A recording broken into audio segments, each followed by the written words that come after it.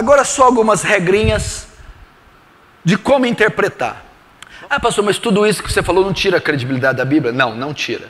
Porque nos pontos fundamentais a Bíblia não se diverge, a Bíblia não se contradiz, a Bíblia é infalível, inerrante, inspirada. Por quê? Deus na sua soberania preservou. Regras para interpretar. Como eu interpreto então? Existe uma frase em latim que ficou muito famosa na Reforma Protestante. Esse era um dos meios principais que eles interpretavam a Bíblia ao ler. Esse termo em latim é orare et labutare. Orare et labutare. Orar e labutar. Orar e trabalhar.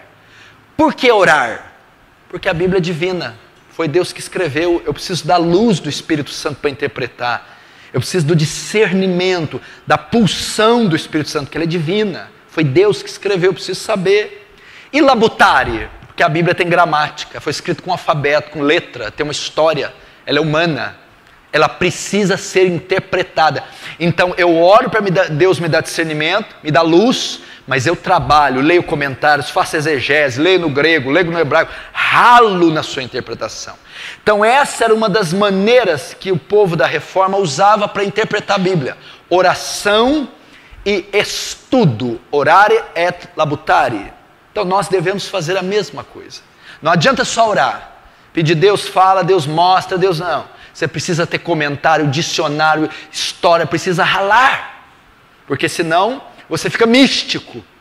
Mas não adianta só o labutare também. Porque se só labutar, você vai virar um crítico, um teólogo seco, frio, vagio, murcho, que relativiza. Não, orar para quê? Jejuar para quê? Santificar para quê? Se torna relativizado. Então é ortodoxia e piedade. Orare et labutare. Segundo, regras para interpretar. Primeiro, oração e estudo. Segundo, eu devo saber o tema, o enredo da Bíblia. Antes de ler, se eu ler com a perspectiva do tema central, eu vou ter uma interpretação mais próxima do que Deus quer falar. Então, antes de ler esse livro, qual é o tema principal? Qual é o enredo? Qual é a trama? Qual que é a espinha dorsal do livro?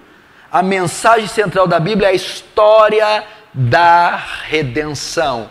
O que Deus faz pelo homem através da morte, sepultamento, ressurreição, ascensão e exaltação do seu Filho. Então, eu leio Gênesis 1 até Apocalipse 22, sabendo que o enredo principal daquele livro, ele vai discorrer nas histórias, vai passar pelos profetas, vai chegar nos apóstolos, lá na ilha de Patmos, Cristo, Deus fazendo uma obra pelo seu povo através de Cristo. Assim você vai ler e interpretar de maneira correta à luz do tema principal. Terceiro, como interpretar, regras para interpretar a Bíblia. A Bíblia é a sua melhor intérprete. Esse aqui é fantástico, esse aqui é o que o urso gosta, não é? A Bíblia é o seu melhor intérprete. O que é isso? Textos mais fáceis interpretam textos mais difíceis. A Bíblia é só uma intérprete. Como assim? Pastor, é a pitonisa de Endor. É pitonisa. Viu Samuel, sabe? Todo mundo, é a pitonisa de Endor. O quê? Quem às vezes você nem conhece, né? Saul vai consultar uma feiticeira para invocar o espírito de Samuel. Samuel foi o último dos juízes, juiz, profeta e sacerdote. Ele ministrava na época do reinado do primeiro rei, Saul. E o homem era dependente dele, Saul. Samuel morre. Saul, desesperado para buscar uma palavra, vai consultar uma adivinha, uma médium, uma bruxa. E ali, quem sobe lá, quem baixa lá, aparece Samuel. E a Bíblia diz, Samuel! Então, é um texto que dá margem para o espiritismo. Olha lá, Samuel reencarnou, apareceu, era uma sessão mediúnica. É um texto difícil. Tem maneira de se interpretar ele. Mas eu vou para outros mais fáceis. A Bíblia apoia o espiritismo? Não. Hebreus 9:27, o homem está ordenado morrer uma vez só. Depois disso vem o juízo. Deus está claro aí sobre o espiritismo. Pronto. Deuteronômio 18. Não achará entre ti quem consulta os mortos, nem necromante, nem adivinho. Aquele que faz tal coisa para o Senhor é abominação. Pronto, Deus está falando que o espiritismo é uma abominação. Textos mais fáceis. Textos que testificam clara. Porque a imagem, pastor. Porque a Maria. Não, tem textos claros.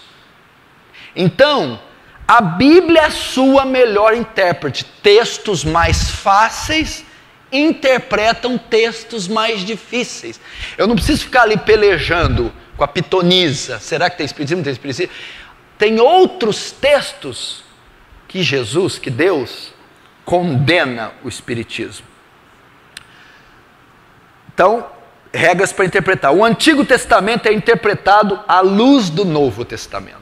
Como que você interpreta o Antigo Testamento? Você tem que ter o conceito do novo no seu coração. Por exemplo, no nosso conceito, para que serve sacrifício? Nós vamos excluir o Antigo Testamento? Não. Mas como ele vamos usar? Você vai oferecer animal aqui? Não. Você vai guardar dias? Não. Você vai fazer isso, isso, isso? Não. O escritor de Hebreus diz o quê? Que o Antigo Testamento, a lei cerimonial, os rituais eram sombras das coisas que iam vir. Eu interpreto o Antigo à luz da encarnação do Verbo, o Cordeiro Pascal, Cristo, o sacrifício sendo oferecido num espeto de madeira, a morte na cruz.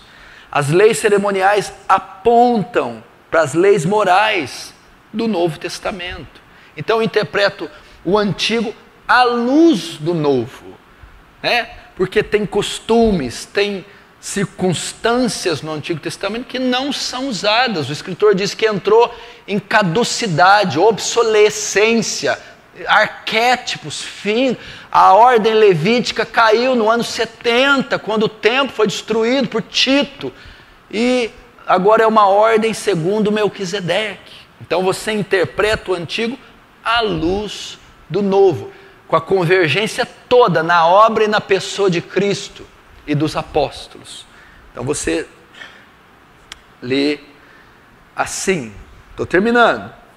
Outra regra para interpretar a Bíblia: o texto quer dizer o que o autor quer dizer. Interessante isso, né? Os pentecostais, os carismáticos, por exemplo, falam coisas que não tem nada a ver. O que o texto quer dizer? O que o autor queria dizer. Então levo em conta o pano de fundo histórico. Por que Paulo pregou aquilo no Areópago? O Deus que fez o céu e a terra não é servido por mãos humanas, como necessitando de coisa alguma. E nem habita em templos feitos por mãos humanas. Dele vem o ar, respiração, nele nos movemos, estimos vivendo. O que o autor quer dizer? Eu vou tirar aquilo ali para criar uma doutrina? Não. Paulo está fazendo um discurso criacionista. Ele está indo no Areópago, ele está em Atenas, ele está na capital da idolatria, ele está no contexto greco-macedônio. Não se cria, não se tinha a ideia de um Deus, de uma religião monoteísta, de um Deus triuno. Paulo vai então, ele não vai dizer de Jesus, ele vai dizer da criação. Então eu vou saber o texto quer dizer o que Paulo quis dizer. Ele vai provar para eles que existe um só Deus, é o Criador de todo o céu e da terra. E aí até chegar em Jesus. O sentido natural tem que ser preferido ao sentido figurado. Como é que é? Sempre quando você lê, você tem que ver o sentido literal, natural. Ele deve ser preferido. Por exemplo, quem não crê será jogado no inferno. Não, inferno é figurado, não existe. Não, sempre opta pelo literal, pelo natural. Inferno é inferno. Só opta pelo sentido figurado quando for explícito. Eu sou a porta. Você não falou literal? Jesus é uma porta. Jesus não é uma porta, não tem maçaneta. É figurado. Ele está dizendo que ele é a maneira, ele é o método que eu chego a Deus, a porta. Mas sempre quando ler, opte pelo sentido natural. Por quê? Porque a nossa geração já estragou a interpretação. Os neopentecostais só interpretam no sentido figurado, tudo é figurado. Não, aqui pé não é pé, aqui vinho não é vinho, aqui Jesus não cansou, aqui não foi sangue que ele suou, é tudo figurado. Não, é natural, é literal. E último, o texto deve ser interpretado à luz do seu contexto. À luz do seu contexto. O que quer dizer isso? Texto sem contexto é pretexto para uma heresia. O que mais gera seita, engano? A pessoa está pregando, está evangelizando, está ensinando, está escrevendo livro, e ela está usando a Bíblia, mas um texto fora do seu contexto. O que é o contexto? Versículos anteriores e versículos posteriores ao texto vão definir o que o texto está dizendo. Então nunca traduza um texto fora do seu contexto. O que é o contexto? É assim, ó. João 3,16. Porque Deus amou o mundo de tal maneira. Qual que é o contexto? Quem falou esse texto? Jesus. Para quem falou? Nicodemos. Quem era Nicodemos? Um príncipe dos fariseus. Que época que foi? Aí você vai chegar na interpretação correta. Nunca interprete um texto fora do contexto. Por exemplo, um texto que muitos interpretam de forma errada. Hebreus 12,15.